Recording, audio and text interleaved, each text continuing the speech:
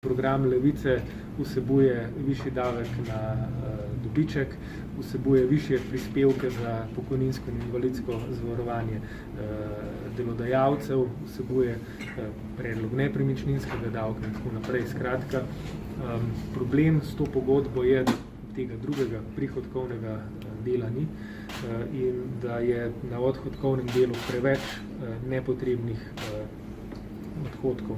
Recimo sredstva za vojsko so popolnoma brezvezno povišana na 2% BDP, vemo, da je to zahteva NATO, ampak je treba s to zahtevo se spopasti kot s problemom, ne kot z nečim, kar nekritično zapišemo v koalicijsko pogodbo.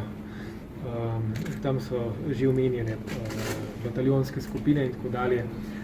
Skratka, želim povedati to, da v Levici želimo priti v tem izjemno kratkem času do pogodbe, za katero se bo dalo stati. Ne, da je to pogodba nekih lepih želja, ampak pogodba, ki je realna in ki jo lahko naslednja vlada začne izvajati tukaj zdaj.